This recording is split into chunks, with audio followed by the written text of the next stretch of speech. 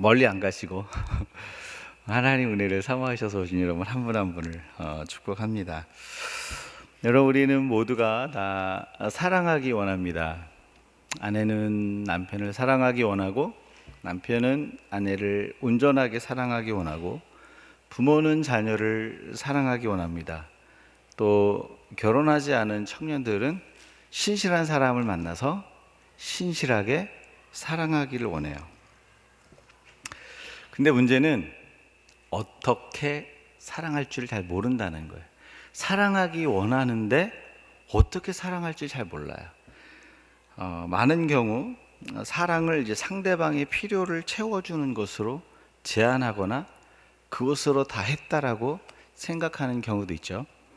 오늘 말씀은 겟세마네 동산에서 기도하시는 그 예수님의 모습을 보면서 우리가 어떻게 사랑해야 하는지를 알려주고 계세요.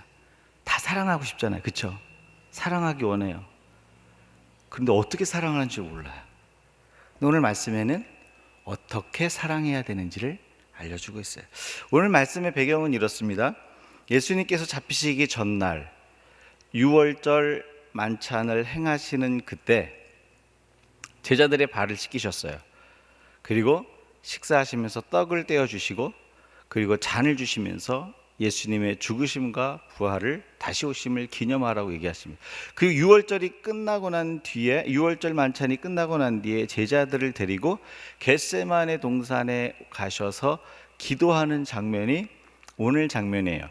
그런데 예수님께서 유월절 그 저녁부터 제자들의 발을 씻기시고 식사를 하시고 겟세마네 동산에 가서 기도하시는 이 모든 세 가지 사건을 한마디로 요약해서 해석을 해준 말씀이 있어요. 그 말씀이 어디냐면 요한복음 13장 1절 말씀이에요. 요한복음 13장 1절 말씀 같이 한번 읽어보실까요? 같이 읽습니다. 유월절 전에 예수께서 자기가 세상을 떠나 아버지께로 돌아가실 때가 이른 줄 아시고 세상에 있는 자기 사람들을 사랑하시되 끝까지 사랑하시니라. 그러니까 예수님께서 그 제자들을 사랑하는데 끝까지 사랑하기로 결정을 하고 했던 행동이 뭐냐면 발을 씻겨준 행동이에요. 그리고 두 번째가 뭐냐면 성만찬을 행하신 거예요. 그리고 그 마지막 한 가지가 뭐냐면 겟세마네 동산에서 기도하신 겁니다. 물론 십자가 지는 거 당연히 포함이죠. 오늘 예수님 무엇을 얘기하냐면 내가 너희를 사랑하되 끝까지 사랑하기 위해서, 끝까지 너희를 책임지기 위해서 너희들을 위해서 너희들과 함께 기도하겠다라는 사실을 보여주는 거예요. 그러니까 예수님의 끝까지 사랑의 표현이 뭐였냐? 기도였다라는 거죠. 여러분, 따라서요, 기도가 사랑의 방법이라는 거예요. 기도가 사랑의 시작이라는 거예요. 사랑의 시작은 기도에서 출발한다는 거예요. 우리는 다 사랑하기 원해요, 그렇죠? 근데 어떻게 사랑할 줄 몰라요. 기도하지 않으면서 사랑하기 원하고 기도하지 않으면서 사랑한다고 말해요. 그런데 오늘 예수님 뭐라 그러셨냐면 사랑의 시작은 기도에서부터 시작한다는 거예요. 기도하지 않으면 온전한 사랑을 시작할 수 없다라는 거예요. 왜냐하면 기도할 때 하나님의 사랑이 부어지기 때문에 그래요. 기도하는 곳에 하나님의 사랑이 나타나기 때문에 그래요. 여러분 믿으십니까? 느헤미야 1장에 보면 느헤미야가 그 유대 백성들과 사람들을 굉장히 사랑했어요. 근데 포로로 잡혀가 있는 상황 가운데 이 느헤미야가 소식 하나를 들어요. 예루살렘 성벽이 불에 타고 전소되고, 그리고 유다 백성들이 고난당한다는 소식을 들어요. 가슴이 안타까운 거예요. 그들을 사랑하고 싶은데 어떻게 먼저 시작해야 될지 몰라요. 근데 느헤미야 1장의 처음 말이 뭐냐면 그 느헤미야가 유대인들을 위해서 기도하기 시작해요. 근데 기도할 때 무엇을 하게 만드셨냐면 유대인들의 죄를 통곡하게 만들어요. 죄를 통곡하게 만든 다음에 그 느헤미야 안에 하나님께서 거룩한 소망을 주십니다. 뭐냐면 이런 기도를 해요. 하나님, 제게 은혜를 베푸사 이 페르시아 제국에서 제가 관원이 되게 하여 주옵소서. 이게 기도하였더니 얼마 후에 느헤미야 1장 11절 이렇게 나와요. 얼마 후에 그가 술 맡은 관원장이 되었더라. 그 술 맡은 관원장이 된 뒤에 무슨 일이 벌어진 줄 아세요? 왕에게 요청을 합니다. 내가 유다의 총독으로 가서 이스라엘의 예루살렘의 성벽을 재건하고 이 이스라엘을 돕기 원합니다. 그때 보내죠. 그 예루살렘의 성벽을 재건하고 다시 부흥운동을 일으켜요. 무엇을 얘기합니까? 여러분, 기도하는 한 사람을 통해서 하나님의 사랑이 그 유대 민족 가운데 부어지는 거예요. 기도하는 그 순간부터 하나님의 국률이 그 유대 민족 가운데 넘쳤다라는 거예요. 그러면 사랑은요, 기도로부터 시작되는 거예요. 기도하지 않고 사랑하면요, 다 파손돼요. 왜? 내 힘으로 해야 되니까. 기도하지 않고 사랑하면요, 지쳐요. 내 힘으로 해야 되니까. 기도하지 않고 사랑하잖아요? 그럼 왜곡돼요. 내 힘으로 해야 되니까. 기도하지 않고 사랑하잖아요? 중간에 멈춰요. 왜냐하면 우리 가운데 힘이 없으니까. 근데 기도하기 시작하잖아요. 그곳에 하나님의 사랑이 부어진다는 거예요. 그런데 이 기도가 하나님의 이 사랑의 시작이라는 그게 무슨 의미가 있냐면, 기도할 때요, 기도하는 사람과 기도를 우리가 하는 그 대상자 안에 하나님의 사랑이 동시에 부어져요. 물론 시간차는 있을 수 있어요. 목사님, 제가 기도했더니 당장 안 변하던데요. 그럴 수도 있어요. 근데 중요한 사실은 뭐냐면, 하나님께서 기도하는 사람과 기도하는 대상자 그 안에 하나님의 사랑을 부어주신다는 거예요. 제 여동생이 이제 몽골 선교사인데, 신학교 다닐 때 그 교회에서 초등학교 6학년들을 선생님을 맡고 있었어요. 근데 그 중에 한 남자아이가 부모님이 없고 할머님이 떼서 자라는데 아직 복음을 몰라요. 근데 삶이 너무 어려운 거예요. 제 여동생 가운데 하나님께서 기도하는 마음을 주셨어요. 그런데 이상하게 기도하기 시작하면 찾아가고 싶은 마음이 생기는 거예요. 기도하기 시작하면 그곳에 가서 그 가정에 무너져 있는 어떤 부분을 도와주기 원해요. 기도하기 시작하면 그가 겨울에 왔는데 겨울 잠바를 입고 있지 못하는 그게 눈에 보이게 만드는.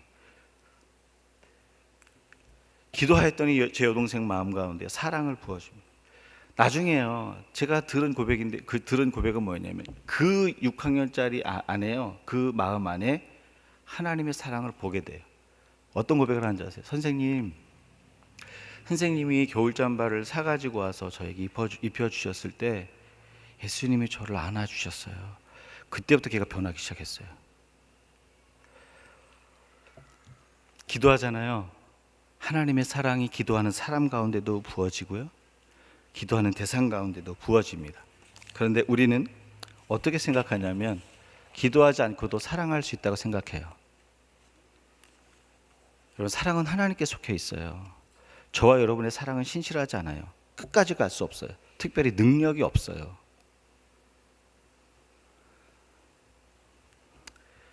여러분, 하나님께서 오늘 무엇을 얘기하십니까? 하나님은 기도하는 곳에 하나님의 긍휼과 사랑을 부어주시는 분이기 때문에 사랑의 시작은 기도로부터 시작된다는 거예요. 여러분, 하나님의 사랑이 부어질 때 온전한 사랑이 저와 여러분 가운데 시작됩니다. 여러분, 사랑하기 원하세요?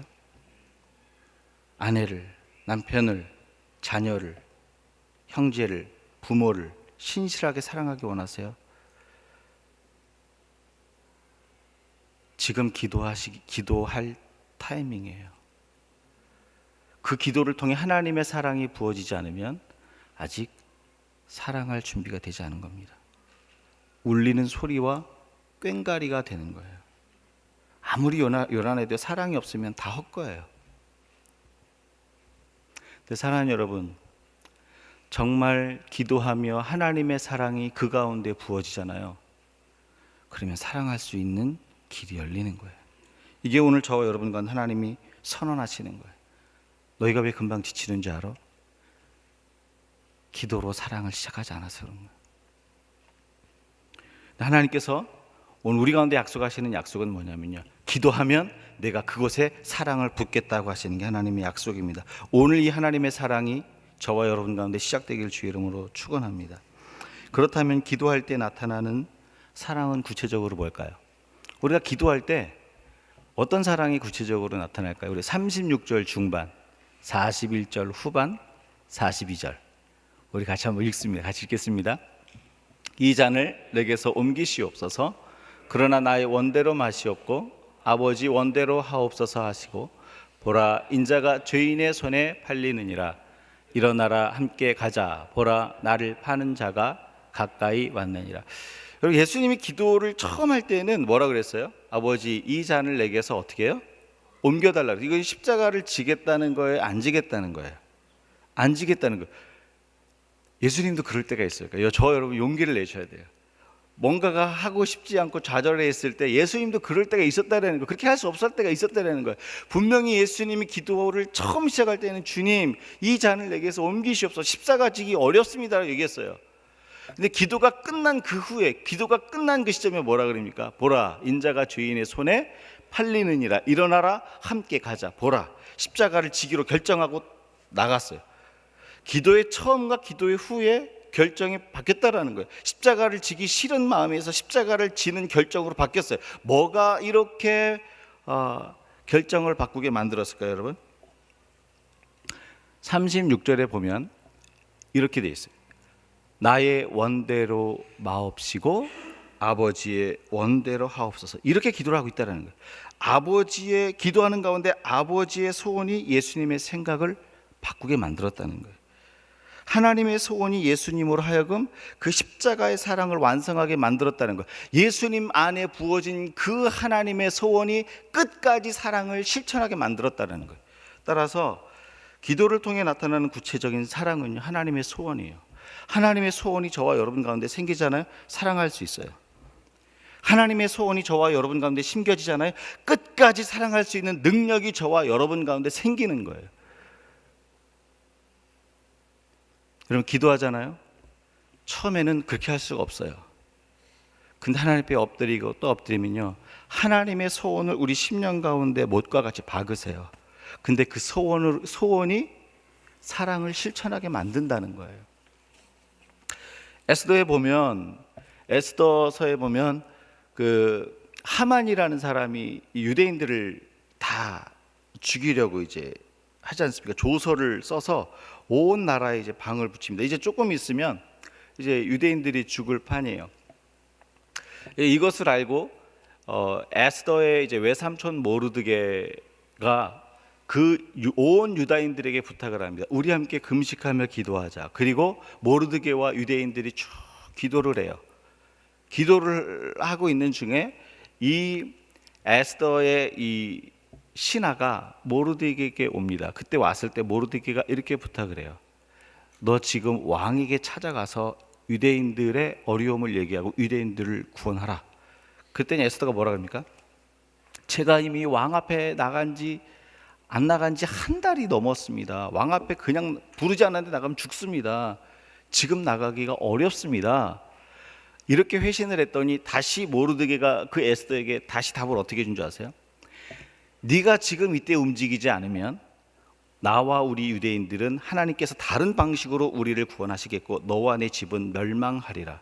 네가 이때를 위하여 왕후가 되지 않았음을 누가 어떻게 알겠니? 이렇게 얘기하면서 너와 네 집이 멸망하리라는 강력한 메시지를 보내요. 여러분, 이 말이 어떻게 모르드게가 할 수 있었을까요? 너와 네 집은 멸망할 거야. 하나님 너를 통해서 이 유대인들을 구원하기 위해 원하는 거야. 네가 지금을 위해서 왕후가 된 거야. 저는요, 성경을 읽다 보니까 이 모르드게와 유대인들이 기도할 때 이 하나님의 소원을 주셨다고 생각을 해요. 하나님께서 지금 왕후의 위에 올린 그 에스더를 통해서 유대인들을 구원하시겠다는. 여러분, 이 소식을 듣고요, 에스더가 이렇게 다시 답변을 보내요.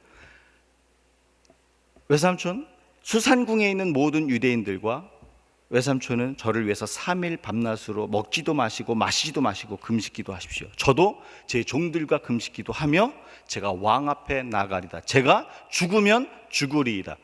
여러분, 왕 앞에 죽으면 죽으리다 하고 나간 게 뭐예요? 하나님의 소원이 에스더 가운데 심어진 거예요.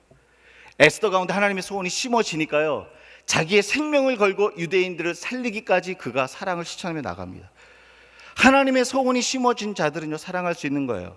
근데 하나님의 소원과 무관한 내 소원에 이끌리면 사랑하고 무관한 삶을 사는 거예요. 그게 부부일지라도, 부모와 자녀일지라도 내 마음 가운데 하나님의 소원이 아니라 내 소원이 들어가 있는 사람은 결코 온전한 사랑할 수 없어요. 왜 사랑에서 파산한 줄 아세요? 하나님의 소원이 내 가운데 심겨져 있지 않기 때문에 그래요. 하나님의 소원이 심겨져 있잖아요. 그러면 끝까지 그 사랑을 실행할 수 있도록 하나님의 능력을 부으세요. 사랑하는 여러분, 저 여러분 안에 하나님의 소원이 있습니까? 하나님의 소원이 내 심장을 꿈틀거리게 만듭니까? 하나님의 소원이 나로 하여금 무엇을 하게 만듭니까? 그렇지 않다면 지금 아직 사랑할 준비가 안 돼 있는 거예요, 여러분. 제 말이 심한 게 아니에요. 하나님의 소원이 우리 안에 꿈틀거려야 부부 사이에서도 사랑할 수 있다니까요. 하나님의 소원이 꿈틀거리지 않으면 부부 사이에서도요, 그 사랑은 신실할 수가 없어요. 여러분, 하나님의 소원이 우리 안에 있을 때요, 끝까지 죽을 것 같아도, 망할 것 같아도, 실패할 것 같아도 그 사랑을 끝까지 준행할 수 있어요. 아브라함이 하나님한테 명령을 듣죠. 어떤 명령을 듣냐면, 야, 네 아들 이삭을 모리아 산에 바쳐라, 이 얘기 듣잖아요. 근데 모리아 산에 올라가는데 이삭이 궁금한 게 하나 생겼어요. 아빠, 좀 이상한 게 있어요. 뭔데? 했더니 지금 번제할 불도 있고 번제할 나무도 있는데 번제할 양은 어디 있습니까? 이렇게 물어보는 거예요. 그 말이 끝나자마자 아브라함이 그 아들 이삭에게 뭐라고 대답을 해요? 여호와께서 친히 준비하시리라. 여러분, 여기 이런 퀘션을 가져야 돼요. 어떻게 이 아들의 질문에 아브라함은 이렇게 빨리 즉각적으로 하나님이 준비하실 거라고 답을 할 수 있었을까? 여러분, 혹시 이런 퀘션 안 드세요? 아브라함은 어떻게 이게 답을 할 수 있지? 제가 묵상을 하다 보니까요, 딱 하나밖에 없어요. 아브라함은 자기가 기도하면서 하나님께 받은 마음을 답으로 준 거예요. 여호와께서 이것을 준비하시리라. 여러분, 아브라함은요, 기도하면서 하나님의 소원이 이미 무엇인지 알았어요. 무슨 말이냐면, 하나님은 아브라함이 독자 이삭을 바칠 때 하나님께서 준비하고 돕지 않으면 이 이삭을 바치는 이 완전한 순종은 불가능하다라는 사실을 아브라함이 알게 원하셨어요. 아브라함아, 내가 너에게 완전한 순종을 요구했는데, 아들 독자 이삭을 바치는 완전한 순종을 요구했는데, 내가 너를 위해서 준비하고 내가 너를 위해서 돕지 않으면 그 완전한 순종은 불가능한 거야. 이것을 아브라함이 알기 원했는데 이것이 하나님의 소원이었어요. 아브라함이 이것을 아는 것이 하나님의 소원이었어요. 그런데 그 하나님의 소원을 아브라함이 안 거예요. 내 독자 아들 이삭을 줘야 되는데 하나님의 도움과 하나님의 준비 없이는 내가 완전한 순종할 수 없구나. 하나님의 도움을 요청하라고 말하는 것. 이 하나님의 소원이 그 가운데 숨겨지니까요, 아브라함이 끝까지 자기 독자 아들 이삭을 바칠 때까지 그 사랑을 실행할 수 있는 거예요. 어떻게 합니까? 아들 독자 이삭을 죽이려고 할 때까지 하나님이 아무 일 안 하셨어요. 아들을 잡으려고 할 때 양이 음매인지 애인지 모르겠지만 울잖아요. 그러니까 우리 하나님을 좀 보면요, 하나님이 조금 이렇게 심술 맞은 것 같아요. 그냥 모리아 산까지 끝까지 그 며칠, 한 일주일 넘어서 올라간 거거든요. 성경을 보면. 그러면 모리아 산까지 딱 올라가면 양을 미리 준비하면 좋잖아요. 애간장을 태우는 거예요. 막 죽기 일보 직전까지. 여러분, 그런데 놀라운 사실은요, 그 하나님의 소원 때문에 끝까지 사랑을 실행하며 나아갔을 때에 준비하시는 하나님의 사랑을 아브라함도 보고 이삭도 봤어요. 여러분, 이삭이 처음 그렇게 하나님의 사랑을 경험한 장소가 어딜까요? 모리아산이에요. 모리아산. 여호와께서 준비하신 그 완전한 순종을 하나님께서 할 수 있도록 도우신 그 산. 여러분, 양이 수풀에 매달려 있을 때 그걸 보고 어떻게 했겠습니까? 양이 수풀에 매달려 있네, 이렇게 했겠어요? 저와 여러분이 아브라함 같았으면 어떻게 했어요? 야, 살아있다 이렇게 외치지 않았겠어요? 얼마나 기뻤겠어요. 애 아들을 살렸는데 그 하나님의 사랑이 내 가운데 감격으로 다가오지 않겠어요? 사랑하는 여러분, 지금 무엇을 하나님이 말씀하고 계세요? 아브라함 안에 부어진 하나님의 소원이 사랑과 순종의 능력이 됐다라는 거예요. 기도는요, 하나님의 소원을 깨닫고 소유하게 만들어요. 여러분, 기도하기 시작하잖아요. 예전에 없었던 하나님의 소원이 내 안에 들어와요. 예전에 깨닫지 못했던 하나님의 소원을 발견하게 돼요. 예전에 내가 가질 수 없었던 그 하나님의 소원이 내 가운데 계속 쌓여요. 하나님의 소원이 우리 가운데 남잖아요. 신실하게 끝까지 사랑할 수 있어요.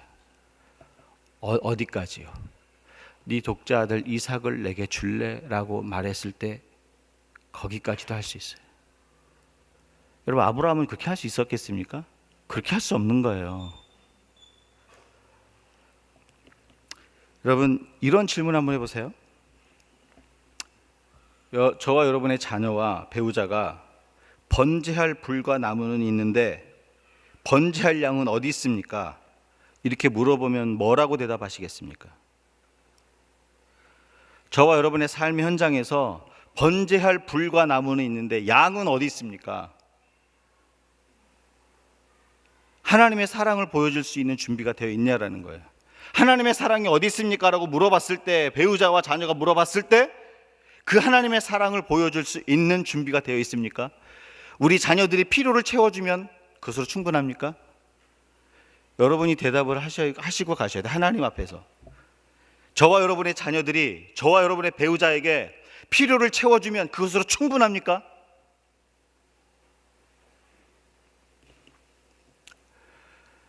사랑하는 여러분, 하나님의 소원이 저와 여러분 가운데 있고 그 소원이 저와 여러분을 사로잡을 때 번제할 불과 나무는 있는데 번제할 양은 어디 있습니까? 라고 물어봤을 때 하나님께서 친히 준비하시리라는 대답을 할 수 있는 거예요. 저와 여러분의 소원은 무엇입니까? 저와 여러분의 소원이 단순히 소원 성취에 묶여있지 않기를 주의 이름으로 축원합니다. 이방인과 같이 무엇을 먹을까, 무엇을 마실까, 무엇을 입을까에 매여 있지 않기를 주의 이름으로 축원합니다. 교회 나와도요, 거기에 매여 있으면 주님과 무관한 삶을 사는 거예요.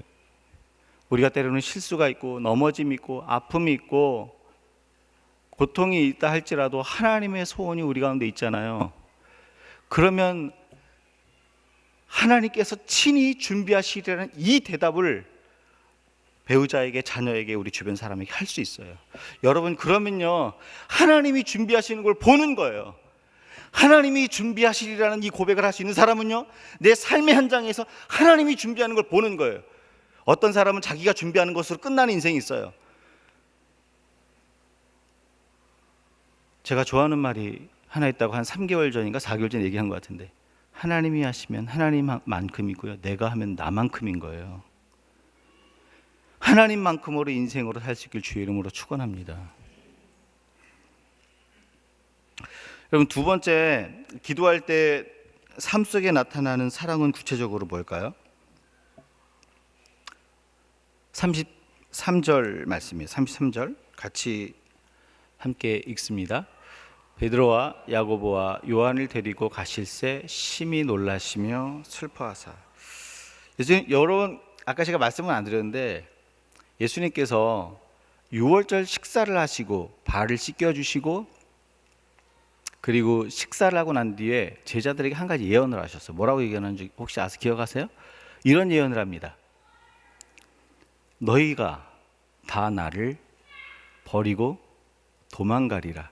그랬더니 거기서 팔짝팔짝 뛰는 게 누구예요? 물고기 막 고등어 배 위로 올라오면 팔딱팔딱 뛰듯이 팔딱팔딱 뛰었던 사람이 누구예요? 성질 급한 베드로가. 다른 사람은 다 배반할지언정 저는 결코 주를 떠나지 않겠습니다. 그래서 그 말이 끝나자마자 예수님 뭐라 그래? 네가 날 3번 부인할 거야? 이렇게 얘기를 해요. 여러분들, 중요한 사실은 뭐냐면요, 예수님께서 제자들이 다 예수님을 배반하고 떠날 줄 알았어요. 베드로는 3번 부인할 줄 알았어요. 그런데 오늘 33절 말씀에 보니까 예수님께서 베드로와 요한과 야고보를 어떻게 해요? 데리고 자기 기도의 삶의 자리 곁에 뒀다라는 거예요. 떠날 줄 알았어요. 배신할 줄 알았어요. 3번 저주하고 부인할 줄 알았는데 그 기도의 삶의 자리에 자기 제자들을 두고 있어요. 저 같았으면요, 야, 가. 그랬을 것 같아요. 또 한 가지는요, 저희가 읽지 않았지만 36절에서 40절에 보면요, 예수님이 제자들에게 나갈 때 3번 나가서 3번 다 자요.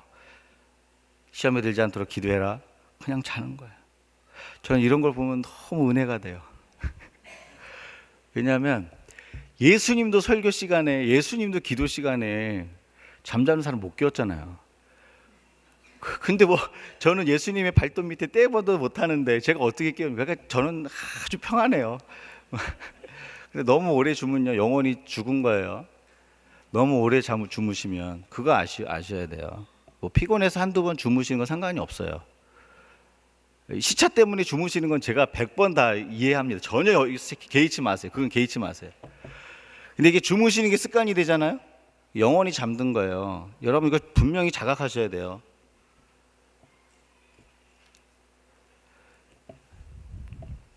여러분, 근데 예수님 어떻게 하시냐면, 저리 가, 그럴 것 같은데 3번 다 갔었을 때도 잠자는 이 제자들을 향해 뭐라 그러냐면, 기도하자, 기도하자, 이렇게 격려하고 자기 삶의 바운더리 안에 그들을 쫓아내지 않는다는 거예요.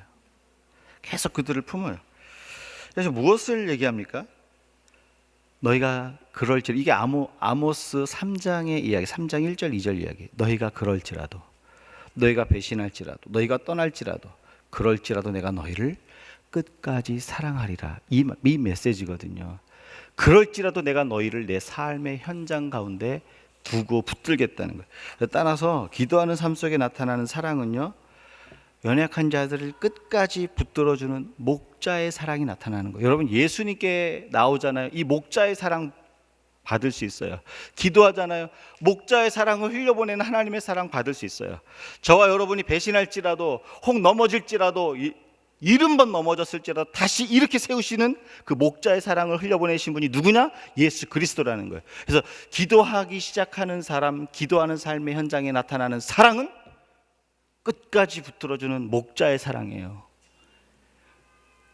끝까지 쫓아가서 그를 놓지 않으십니다.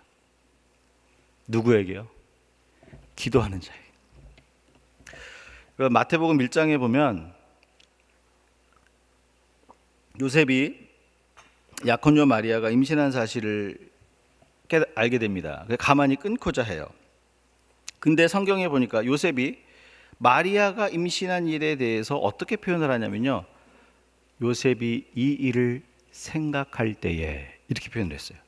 제가 생각할 때라는 이거를 헬라어를 찾아봤는데, 그 헬라어 안에 어떤 여러 가지 의미가 있는데 그 중에 무슨 뜻이 하나 있냐면 묵상하다라는 뜻이 있어요. 이 일로 말미암아, 그 아내 될 마리아가 임신한 이 일로 말미암아 그가 묵상하고 기도하였구나라는 사실을 그 단어 하나를 통해서 알 수가 있어요. 하나님 앞에 이걸 갖고 기도한 거 아니에요. 하나님, 제가 저의 손도 못 잡아봤는데, 손밖에 안 잡아봤는데 제가 배가 불러오고 있어요. 저 미칠 것 같아요. 하나님, 어떻게 해요? 그리고 기도하고 있는데 성경에 뭐라고 있냐면, 하나님께서 현몽하여 가라사대, 꿈에 말씀하셔, 네 안에는 성령으로 말미암아 잉태되었으니 데리고 오는 것을 두려워하지 말라는 거죠. 여러분, 그리고 그 마리아를 데리고 옵니다. 집에 데리고, 자기 삶의 현장 가운데, 자기 삶의 바운더리 안에 그를 책임져줘요. 뭐죠? 여러분, 기도하는 사람은요, 원래 저와 여러분의 심성은 끊고자 하는 게 심성이었어요. 그런데 기도하니까요, 그를 내 삶의 바운더리 안으로 끌어들이잖아요. 목자의 사랑이 나타나는 거예요. 근데 여기서 성경을 묵상하다 제가 퀘스천 하나가 생겼어요. 그때는 그런데 조금씩 지나다 보면 이제 배가 불러오잖아요. 그러면 마음이 안 힘들었을까? 이런 퀘스천이 생기는 거예요. 배가 불러오는 걸 보면서 내가 제대로 들은 거 맞아? 이런 퀘스천이 안 들었을까요? 요셉도 들었을 거예요. 그쵸?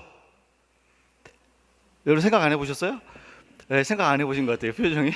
요셉도 그런 생각이 들었을 것 같아요. 그런데 그런 생각이 들었을 때 그가 어떻게 어떻게 삶을 살았는지 보여주는 말씀이 있어요. 뭐냐면 베들레헴에 가서 호적을 하러 갈 때 예수님이 탄생하는 그때까지도 요셉이 마리아를 끝까지 책임지고 그를 품어줍니다. 아이를 낳게 만들어요. 그것뿐만 아니에요. 예수님 난 뒤에는 정상적인 부부관계가 이어졌어요. 그게 누가 태어납니까? 예수님의 동생들이 태어나요. 그쵸? 이게 뭐예요? 잘 모르시겠어요? 예수님의 동생들이 태어났다는 건 뭐냐면 끝까지 사랑하고 품었다는 거예요. 기도하는 삶의 현장 가운데는요, 의심이 왜 없겠어요? 왜 마음에 힘듦이 없겠어요? 왜 마음에 불신이 안 들겠어요? 저와 여러분이 똑같은 성정을 가지고 있는데, 근데 기도하는 사람 가운데는요, 끝까지 품어주는 목자의 사랑이 흘러간다는 거예요. 왜요? 이건 목자의 사랑은요, 저와 여러분이 할 수 있는 게 아니에요. 목자의 사랑이 흘러간다는 건 뭐냐면 내가 그렇게 할 수 있도록 그 사랑을 부어줄게라는 약속이에요. 저와 여러분은 목자의 사랑을 가질 수도 없고 그럴 능력이 없어요. 근데 기도하면 하나님께서 너 가운데 목자의 사랑을 부어줄게 라고 얘기하시는 거예요. 제가 한 10수년 전에 한국에서 어떤 여자 집사님께 들은 간증이에요. 여자 집사님이 이제 남편이 계셨는데 이분도 열심히 신앙생활 하신 분이었는데 부정행위를 하게 됐어요. 근데 이 남편이 그걸 고백합니다. 그리고 다시 하나님께로 돌아가기를 원하며 도움을 요청합니다. 갑자기 그냥 맑은 하늘에 날벼락을 맞은 것 같잖아요. 너무 힘든 거예요. 이 집사님 어떤 간증을 하시냐면 이렇게 기도를 했대요. 하나님, 저 어떻게 해요? 막 며칠 밤을 이렇게 잠이 안 오니까 너무 괴로우니까 하나님 저 어떻게 해요? 이렇게 기도했대요. 근데 그때 하나님께서 생생하게 음성을 들려주시더래요. 잔잔하게. 내 딸아, 이 세상에 용서하지 못할 죄는 없다. 그러면서 하나님 그 사랑으로 그 딸을 안아주시더래요. 그때부터요, 그 남편을 자기 삶의 현장 가운데 초청하고 맞아들이는 삶을 살게 됐다고 간증하는 걸 들었어요. 여러분 지금 무엇을 얘기합니까? 목자의 사랑은요, 저와 여러분에게 속한 게 아니에요. 기도하는 삶의 현장 가운데 있는 자들에게 끝까지 사랑할 수 있는 그 목자의 사랑을 부어주시겠다라고 주님께서 오늘 약속하시는 거예요. 사랑하는 여러분, 목자의 사랑을 갖기 원하십니까? 정말 사랑하기 원하세요? 기도가 사랑의 시작입니다. 하나님께서 그곳에 자신의 사랑을 부으세요. 우리가 그렇게 할 수 있도록. 우리는 할 수 없으나 주님은 하실 수 있어요. 우리는 약하나 그는 강해요. 우리는 부족하나 그는 채우세요. 우리는 실패하나 그는 승리하세요. 그 사랑으로.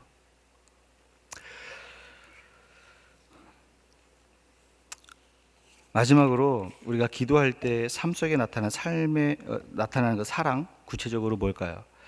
38절과 41절 말씀입니다. 같이 읽겠습니다.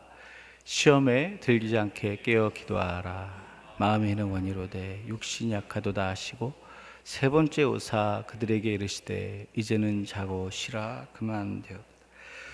여러분, 예수님께서 오실 때마다 제자들이 뭐 하고 있었어요? 자고 있었잖아요. 그러면 한 번, 두 번은 괜찮았을 텐데 세 번째 때면 좀 짜증도 났었을 것 같아요. 그렇죠? 근데 예수님이 뭐라 그러시냐면 이렇게 얘기해요. 마음에는 원이로되 육신이 약하구나. 이게 무슨 말인 줄 아세요? 힘들지, 잘 안 되지, 내가 알아. 너 힘든 거 알아. 너 잘 안 되는 거 알아. 네 힘으로 하기 어려운 거 알아. 위로가 오는 거야. 기도하시는 그 예수님의 삶의 현장 가운데 보여주시는 사랑이 뭐냐면 위로예요. 위로. 기도하는 자들에게 나타나는 가장 중요한 사랑은 뭐냐면 위로예요. 여러분 41절에 보니까 뭐라고 이렇게 돼 있어요.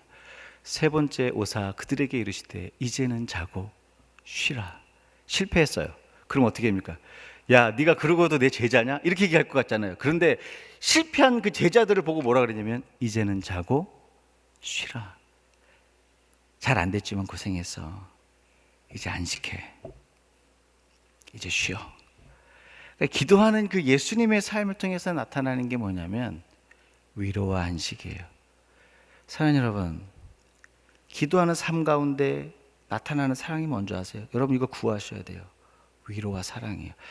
하나님의 위로와 사랑이 있잖아요. 저와 여러분 살아요. 세상이 어떤 상황 가운데 있을지라도 세상이 그 위로, 하나님이 주신 그 위로와 그 평안을 뺏어갈 수가 없어요. 룻기 1장에 보면 나오미 이야기가 나오죠. 나오미하고 룻. 나오미가 그 아들들을 데리고 모압으로 가요. 왜냐하면 잘 살아보겠다고 원래 약속의 땅을 떠나서 모압으로 갑니다. 그런데 모압에서 가서 사는 동안 그 모압 이방 여자들을 며느리로 맞이했지만 남편도 죽고 자식도 죽고 또 룻도 자기 남편이 죽습니다. 그러니까 다 잃어요. 재산도 있고 많이 가지고, 성경에 보니까 많이 가져갔는데 하나도 갖고 빈손으로 왔대요. 그러면서 다시 베들레헴으로 돌아오는 장면이 룻기 1장에 나옵니다. 그때 돌아오니까 베들레헴의 그 동네 사람들이 나오미한테 얘기하는 거, 왔어, 고생했어. 그러면서 보니까 며느리 룻도 같이 왔네 라고 이렇게 얘기를 해요. 그랬더니 나오미가 뭐라 그래요? 그 이스라엘 백성들 앞에서 이렇게 얘기를 합니다. 전능자의 손이 나를 징벌하시어 나를 괴롭게 하셨거늘 너희가 어찌 나를 나오미라 부르냐? 내 삶이 괴로운즉 마라라 부르라. 지금 이스라엘 공동체 앞에서 뭘 하는 줄 아세요? 하나님의 손이 나를 어떻게 돼요? 쳤대요. 공식적으로 인정한 거예요. 뭐예요? 회개. 여러분 그 믿음의 공동체 앞에서 하나님의 손이 나를 치셨어. 그래서 다 잃고 온 거야 라고 공동체 앞에서 공식적으로 이 한 선언은요, 하나님 앞에 드리는 회개의 기도예요. 여러분 기도했더니 성경에 하나님의 은혜와 위로와 긍휼이 시작됐다라는 그 사인, 힌트가 숨어져 있어요. 그게 어디 말씀이냐면 룻기 1장 22절이에요. 그 뒤에 혹시 준비되어 있습니까? 룻기 1장 22절에 이렇게 돼 있어요. 제가 읽어드릴게요.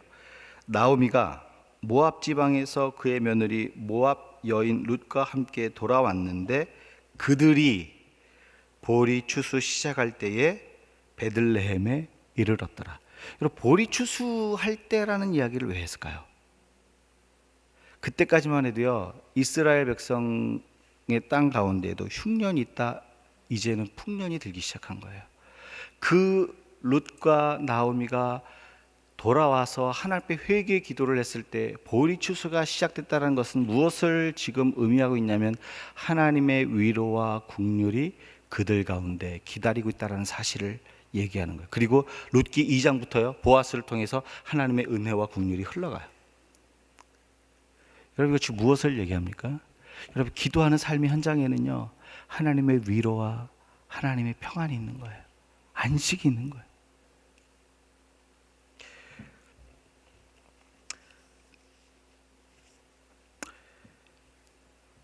기도하는 사람이 누리는 사랑 중에 하나는요, 위로와 안식입니다. 여러분 어디에 가서 위로와 안식을 얻으시겠어요? 사람이요?